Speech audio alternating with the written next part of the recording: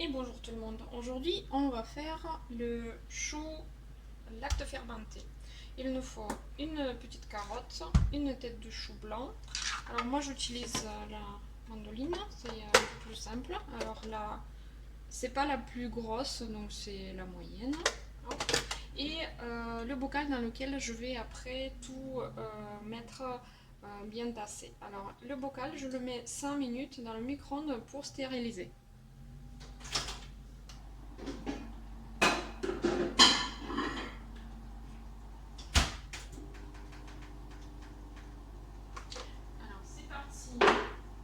C'est parti pour le bocal.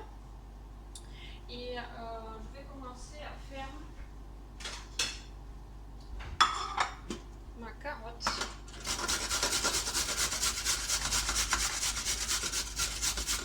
Tout simplement, la carotte râpée.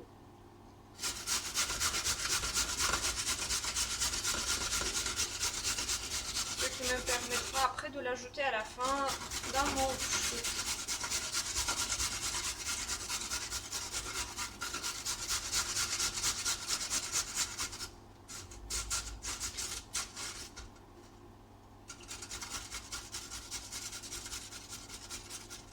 La carotte, c'est vraiment pour faire joli, c'est pas indispensable.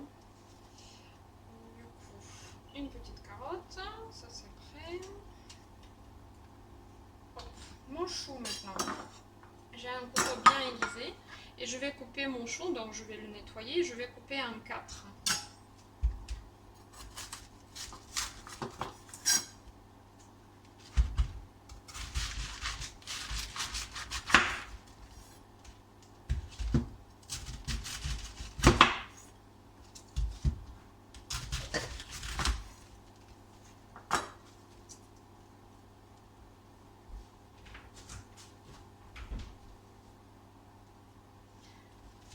Alors, voilà la mandoline. Donc je vais maintenant faire très attention à mes doigts et aller frapper mon chou. Voilà le résultat, il est là. J'ai bien nettoyé ma table, du coup je peux directement après mettre mon chou sur la table. Vraiment, on fait extrêmement attention à ses doigts. Si on a le support, c'est encore mieux.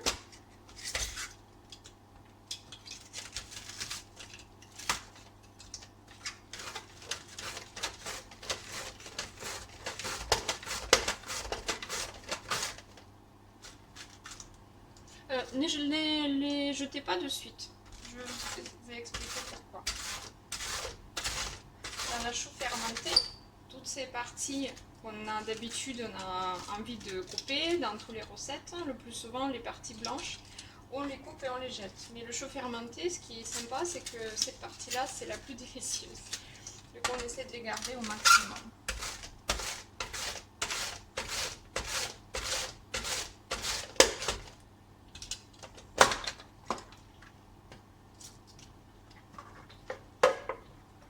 Je laisse directement sur ma table.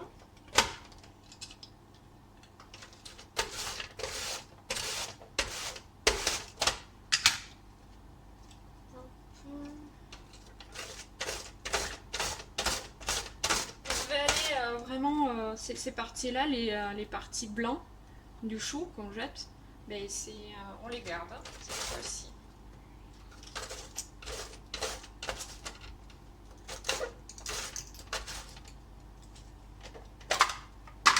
Tous ces grands bouts comme ça, c'est ça qui va donner du croustillant.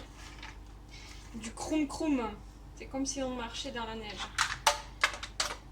C'est ça qui différencie le chou fermenté du choucroute, qui est souvent peu croquant, même pas du tout.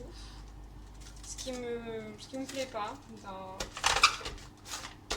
personnellement, j'ai pas l'habitude. Encore une fois, on fait attention à nos petits doigts.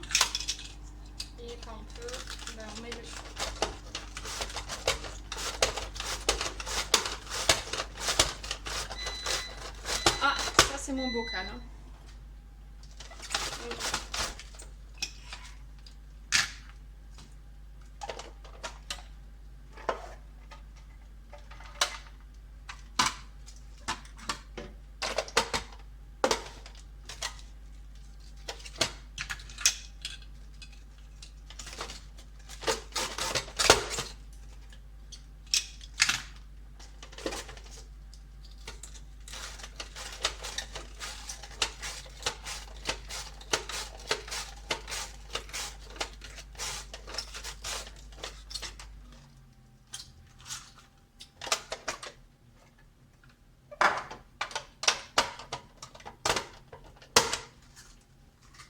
Par contre, avec tout ce qui est noir, évidemment, on jette sans regret.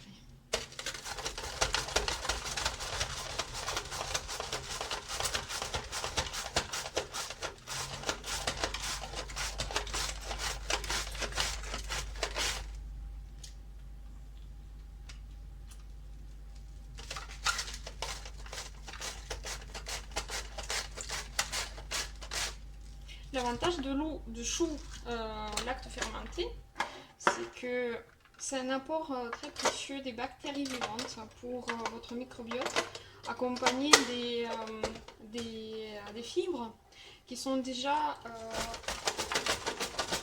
je dirais pas prédigérées, mais qui sont faciles à digérer. Donc il y a la microbiote, il y a probiotiques et les prébiotiques en même temps.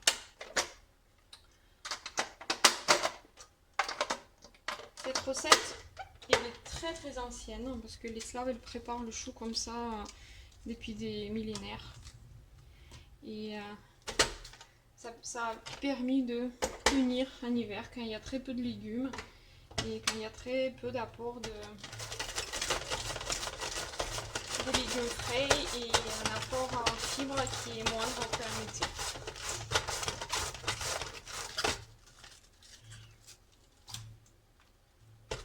On peut utiliser ce chou-là après dans les salades froides.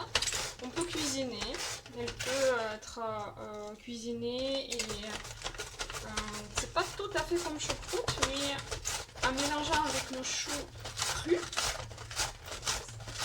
ça donne ce que les Polonais appellent le bidosz. Donc c'est avec un bon accent polonais évidemment que j'en ai pas. Hop là. Alors je finis ça et notre chou est prêt.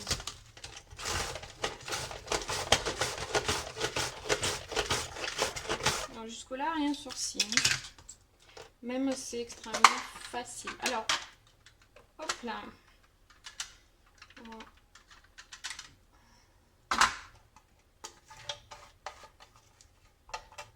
Vous voyez, ça fait une petite montagne comme ça. C'est une tête de chou.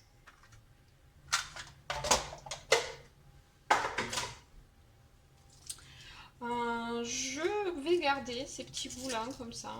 Je vais les ajouter un peu en le faisant juste un petit peu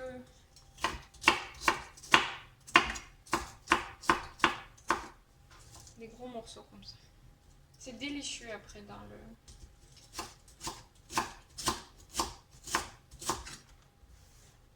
Donc celui-là je le laisse comme ça.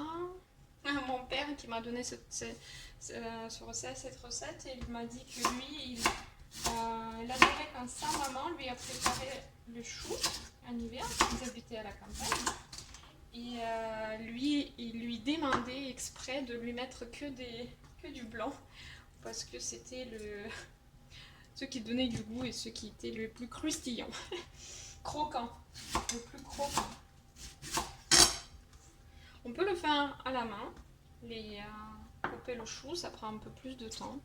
Donc ça, c'est fini. Moi je récupère des petites feuilles blanches. Et le reste, malheureusement, bon, je vais découper tout ça finalement. J'aime pas gaspiller. Je vais découper tout ça. Voilà, les feuilles blanches, c'est très bien. Celui-là aussi, il va. Pareil. Voilà, je vais découper tout ça un peu grossièrement.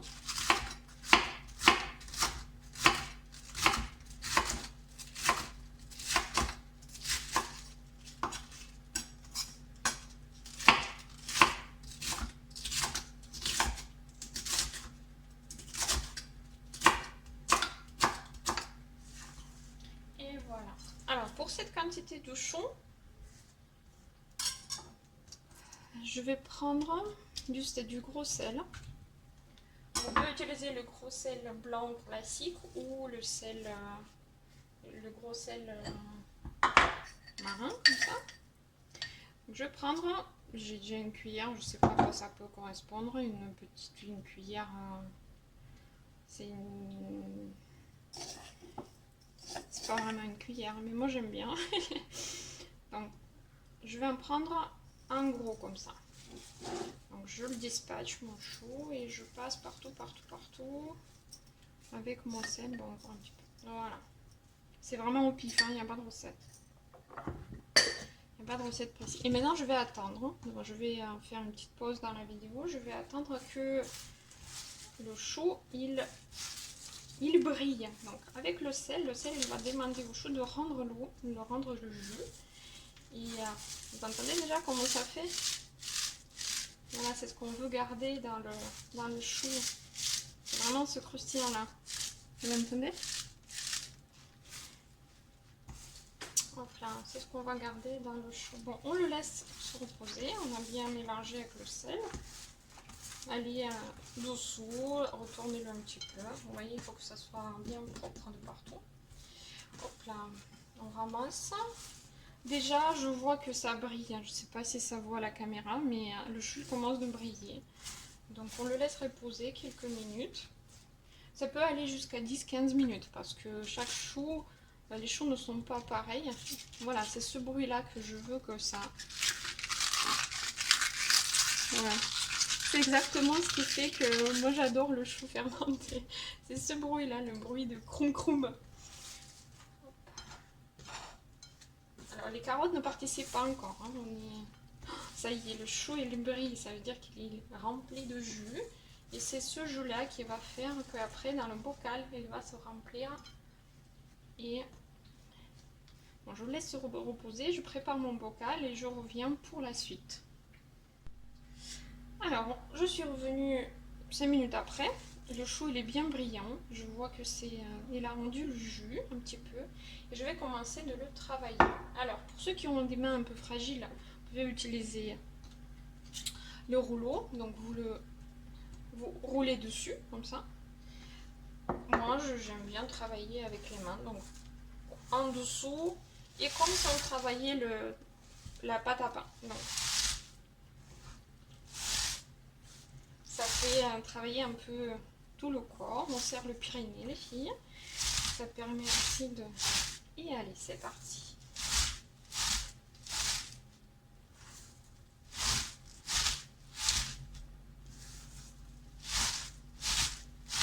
On doit faire diminuer de la moitié la quantité. Donc ça devient de plus en plus...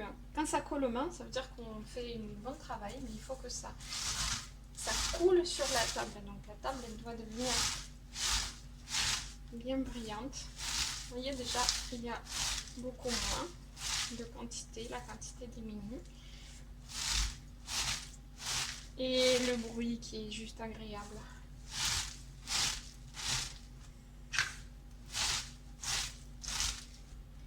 Qui est extrêmement agréable.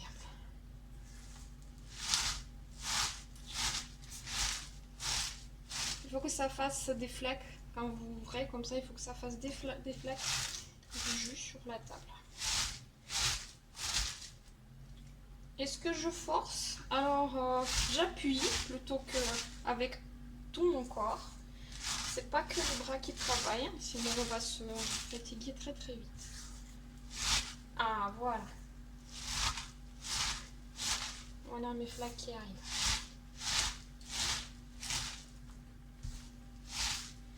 Vous allez voir, c'est vraiment quelque chose de simple à faire. Et c'est délicieux. Et très très bon pour la santé. Il n'y a aucun apport ni de vinaigre, ni de ferment extérieur. Donc c'est vraiment le légume lui-même qui va produire les bactéries. Et on va avoir... Ça y est, moi ça y est, ça ne coule pas, mais je vois que ça, vous voyez, ça diminue. Encore un petit peu. Moi je fais une tête de chou, mon père quand elle fait ça, parce que c'est vraiment le plat de mon papa. Imaginez là, je fais une petite tête, ça me fait peut-être 1 kg. Lui, quand il prépare, il fait comment ça s'appelle? Un bocal, c'est une espèce de seau en céramique qui peut contenir jusqu'à 10 kg de chou. Ah, c'est de mieux en mieux.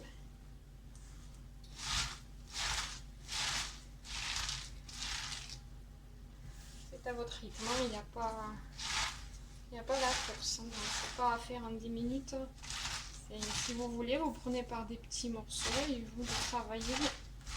Voilà, quand ça glisse, vous voyez, c'est ma table est devenue toute mouillée, toute brillante. Donc quand ça fait comme ça, c'est des flaques qui se forment.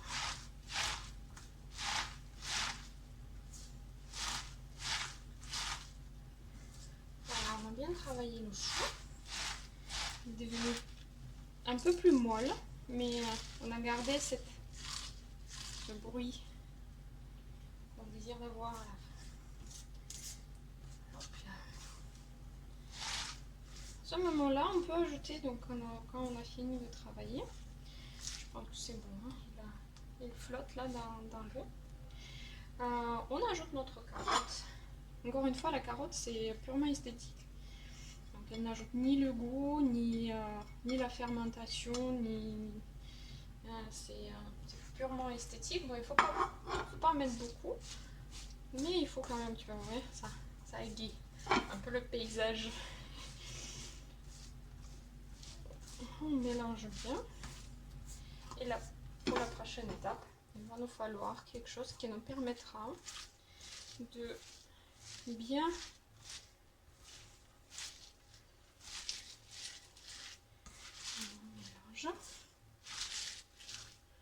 bourrer dans notre bocal. Alors vous vous rappelez, on l'a mis au micro-ondes pour bien stériliser. Voilà. Ça y est, je suis très contente parce que c'est exactement l'aspect que je voulais avoir. Et maintenant mon bocal. Alors il était stérilisé dans mon micro-ondes. Je vais mettre une petite place là. Et maintenant chaque fois, avec chaque poignée que je vais mettre, donc il n'y a aucune autre préparation. Je mets 1-2 poignées. Et je viens avec mon outil à tasser, bien bourrer, tasser dans mon bocal. N'hésitez pas, vous continuez un peu à l'écraser. Il faut que votre chou à la fin soit couvert de jus. Sinon ça ne marche pas. Il ne faut pas ajouter de l'eau, il ne faut rien faire. C'est son jus, son propre jus qui va faire que ça marche.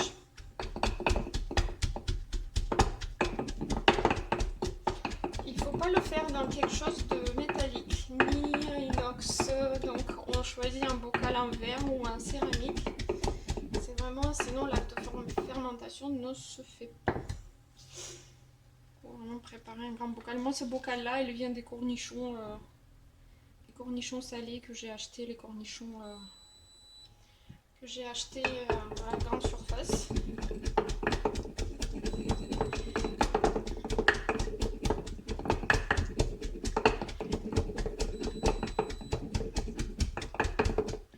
Continuons de tasser et vous verrez déjà que le jus est là, hein.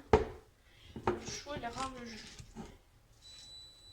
Alors suspense, est-ce que ça rentre? Parce que chaque fois la tête est différente. Donc la dernière fois la tête a rentré. Une tête entière, une petite carotte. J'ai réussi de la faire rentrer. On verra cette fois-ci. On parie. Si ça rentre ou pas, on fait les paris. Si ça rentre, tranquille. Vous voyez, je vais un peu forcer. Je force plus là que quand je l'ai travaillé tout à l'heure. Parce que il faut qu'elle soit couverte de son propre jus.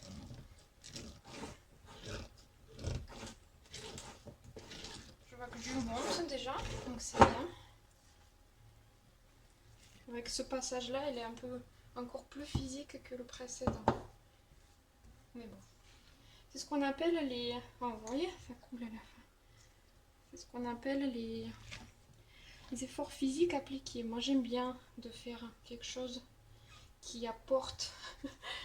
On fait un petit effort physique dans mon travail, les muscles. Et en plus, c'est utile.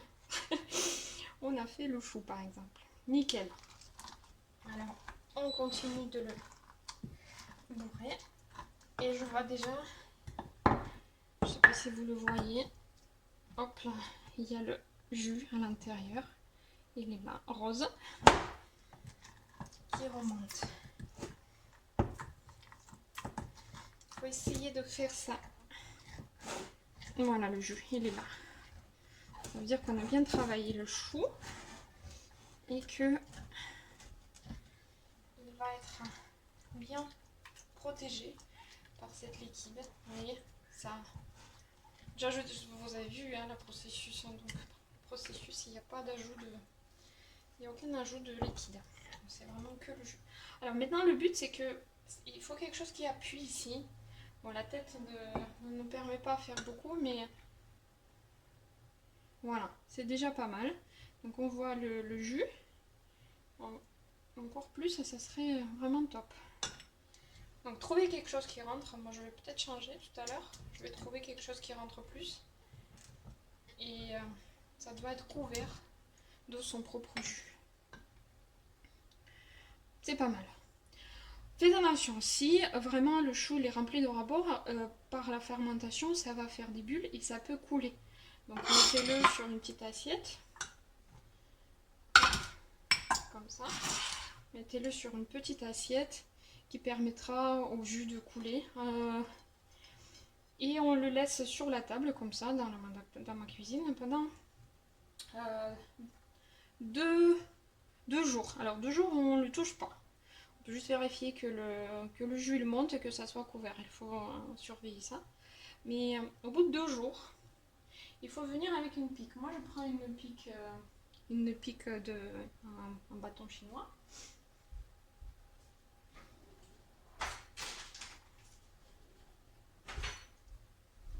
Une pique comme ça. Donc, vous allez enlever votre poids et il faut aller en profondeur de piquer plusieurs fois par jour. Piquer le chou. Vous pouvez le faire le matin. Si vous travaillez, évidemment, vous faites le matin. À midi et le soir, ou ici il y a quelqu'un à la maison, vous pouvez donc plusieurs fois et partout et vous verrez qu'il y a des bulles qui sortent. Donc, vous remettez votre presse après, vous appuyez bien pour que le jus remonte et vous faites ça plusieurs fois par jour. Et au bout de... Alors, il faut goûter.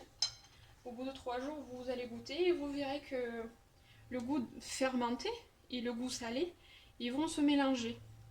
Mais le chou sera prêt au bout de, moi je dirais 4 jours, comme ça, en hiver.